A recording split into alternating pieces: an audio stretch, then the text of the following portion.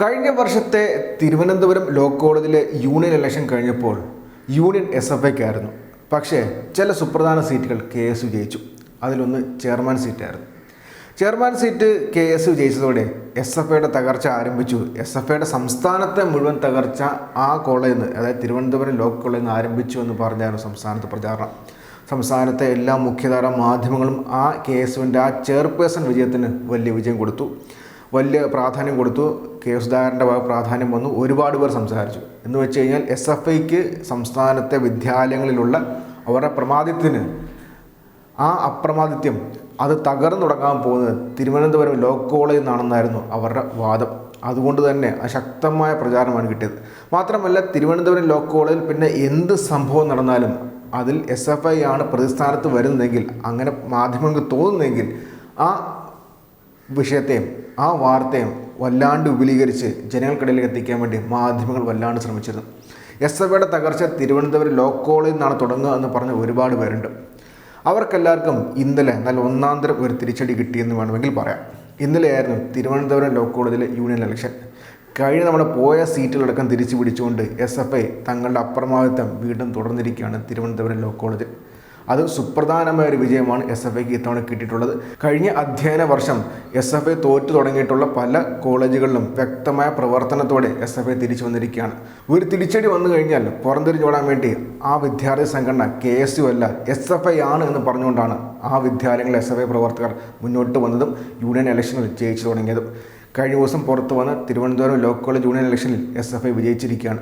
വളരെ സുപ്രധാനമായ വിജയമാണെന്ന് എടുത്തു പറയാൻ മാത്രമല്ല, കഴിഞ്ഞ തവണ 3 പ്രധാനപ്പെട്ട ജനറൽ സീറ്റുകളാണ് തോറ്റുപോയത്. ആ 3 ജനറൽ സീറ്റുകളും ഇത്തവണ ജയിച്ചു. 9 ജനറൽ സീറ്റും ഇത്തവണ SFIക്കാണ്. മാത്രമല്ല, കോളേജിലെ 15 ക്ലാസ് പ്രതിനിധികളിൽ 11 SFIക്കാർ തന്നെയാണ്. അത്ര മികച്ച രീതിയിൽ കഴിഞ്ഞ തവണ പോയ കാര്യം മികച്ച രീതിയിൽ പ്രവർത്തിച്ച് SFI വിജയിച്ചിരിക്കുകയാണ്. SFIയെ അഭിനന്ദിച്ചേ പറ്റൂ. സംസ്ഥാനത്തെ മുഖ്യധാര മാധ്യമങ്ങളെല്ലാം ഒറ്റതിരിഞ്ഞ് അവർക്കെതിരെ ആക്രമണം നടത്തിക്കൊണ്ടിരിക്കുകയായിരുന്നു. അതിനിടയിലാണ് SFI വിജയിച്ചത്. ഇതിനെക്കുറിച്ച് സംസ്ഥാന അധ്യക്ഷനായ PM ആർഷോ തന്നെ, SFIയുടെ സംസ്ഥാന അധ്യക്ഷനായ PM ആർഷോ തന്നെ കാര്യങ്ങൾ വ്യക്തമാക്കിയിട്ടുണ്ട്.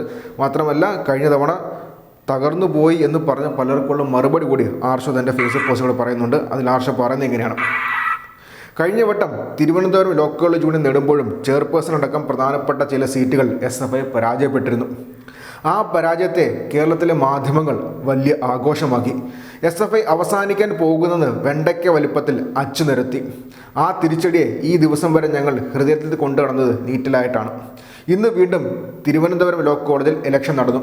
മുഴുവൻ സീറ്റിലും കരുത്താർന്ന ഭൂരിപക്ഷത്തിൽ വിദ്യാർത്ഥികൾ SFI വിജയിപ്പിച്ചു. ഈ ദിവസം ഞങ്ങൾക്കേറെ പ്രാധാന്യമുള്ളതാണ്.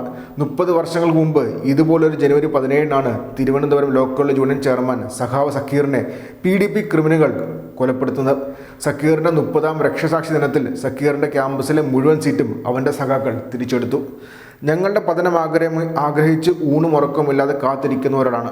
ഞങ്ങൾക്ക് പിഴവ് സംഭവിച്ചാൽ, ഞങ്ങൾക്ക് തിരിച്ചടി ഉണ്ടായാൽ പോരായ്മകൾ പരിഹരിച്ച് ആവശ്യമെങ്കിൽ തിരുത്തൽ ശേഷി വരുത്തി കൂടുതൽ ഉശിരോടെ തിരിച്ചു വരാൻ ശേഷിയുള്ള വിദ്യാർത്ഥി പ്രസ്ഥാനമാണ് SFI. ഞങ്ങളുടെ വേരുകൾ ആഴ്ന്നിറങ്ങിയിട്ടുള്ളത് ഈ നാട്ടിലെ വിദ്യാർത്ഥികളുടെ ഹൃദയങ്ങളിലാണ്. സോ യു ഗൈസ്, ഉണ്ണുക, ഉറങ്ങുക, ബൈക്ക് ഓടിക്കുമ്പോൾ ഹെൽമെറ്റ് ധരിക്കുക എന്ന് പറഞ്ഞാണ് അദ്ദേഹത്തിൻ്റെ പ്രതികരണം. SFIയുടെ സംസ്ഥാന അധ്യക്ഷനായ PM ആർഷോയുടെ പ്രതികരണം അവസാനിക്കുന്നത്. കഴിഞ്ഞ തവണ ഒരുപാട് ചർച്ച ചെയ്തതാണ് തിരുവനന്തപുരം ലോ കോളേജിലെ KSUവിൻ്റെ ആ 3 ജനറൽ സീറ്റുകളിലെ ആ വിജയം. ഇപ്പോൾ 9 ജനറൽ സീറ്റും SFI തന്നെ ജയിച്ച് പൂർണ്ണമായിട്ടും തൂത്തുവാരിയിരിക്കുകയാണ്. എന്ന് വെച്ച് കഴിഞ്ഞാൽ ഒരു തിരിച്ചടി വന്നപ്പോഴത്തേക്കും വീണ്ടും താഴോട്ടിറങ്ങി വ്യക്തമായി എന്തൊക്കെയാണ് പ്രശ്നങ്ങളെന്ന് കണ്ട് പരിഹരിച്ച് അതിനുവേണ്ട പ്രതിവിധികൾ കണ്ടെത്തി SFI തിരിച്ചു വന്നിരിക്കുകയാണ്.